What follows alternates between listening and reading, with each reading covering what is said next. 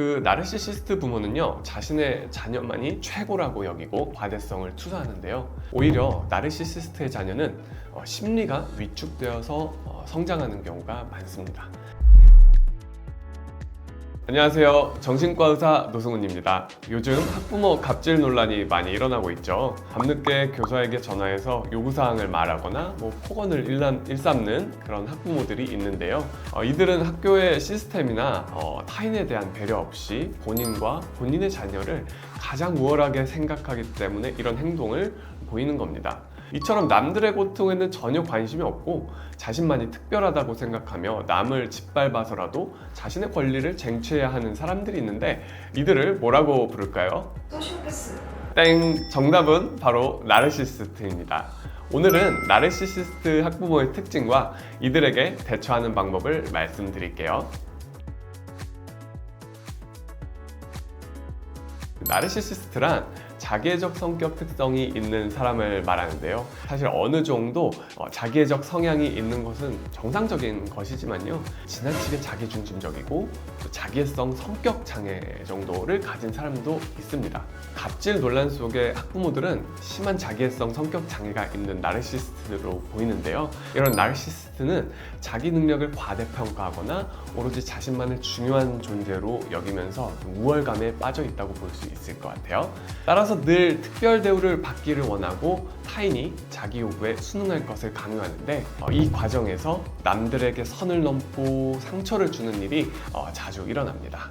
그러나 절대로 자신의 마음이나 행동에 잘못된 부분이 있음을 인정하려 하지 않고 결함을 감추기 위해서 주변 사람들을 더 비난하기도 하죠. 그래서 이런 사람들은요, 겉으로는 대단한 사람처럼 보이고 싶어 하지만 실제로는 굉장히 자존감이 낮아요. 그것을 감추기 위해서 주변에 자신의 존재감을 좀 드러내고 싶은 것이죠. 그래서 자존감이 높다면 주변 사람들의 시선을 사실 그리 신경 쓰지 않거든요. 그리고 신경 쓰더라도 아주 잠깐뿐이죠. 왜냐면 어차피 내가 생각하는 나의 모습은 굉장히 만족스러우니까요. 그래서 즉 과도한 자기애적 특성은 그 이면에 낮은 자존감이라는 취약점이 존재하기 마련입니다.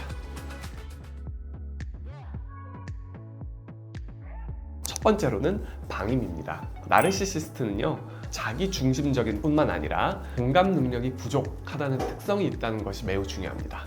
따라서 매 순간 아이들의 감정적인 상태를 이해하는 데 많은 어려움을 겪게 되고요. 결국 아이를 양육하는 것을 어려워하며 방치하는 경우도 생기게 되고요. 두 번째로는요, 아이를 자신의 자존감을 높이는 수단으로 사용하는 것입니다. 자신을 자식과 과도하게 동일시를 하기 때문에 자신의 과대성을 투사하는 경우가 많죠. 특히 자녀가 사람들 앞에서 주목받는 상황에서 더욱더 신경이 좀 예민해지게 되는데요. 자신이 가진 어떤 우월감과 특권 의식을 자식에게도 똑같이 적용을 해서 자신의 자녀는 남들보다 뛰어나고 우월하고 잘못할 리 없고 특별 대우를 받아 마땅하다, 그렇게 생각하는 것이죠. 그래서 자녀가 잘못된 행동을 하더라도 뭔가 훈육할 필요성을 느끼지 못하고 또 자녀의 잘못에 대한 책임을 다른 학생이나 교사, 학교 등의 책임으로 몰아간다는 특징이 있습니다. 그 나르시시스트 부모는요, 자신의 자녀만이 최고라고 여기고 과대성을 투사하는데요. 오히려 나르시시스트의 자녀는 심리가 위축되어서 성장하는 경우가 많습니다. 자녀를 자기 욕구를 만족시키기 위한 도구로 삼고 또 과도하게 통제하려는 경향이 있기 때문이거든요.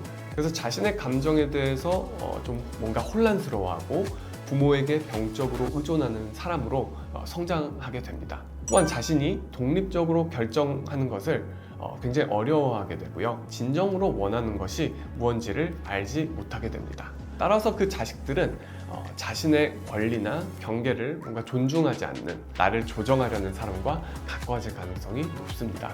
뭔가 어렸을 때는 부모를 만족시키기 위해 끊임없이 눈치를 보다가 성인이 돼서는요, 부모와 비슷한 누군가에게 의존적인 성격을 갖게 되는 경우가 많죠.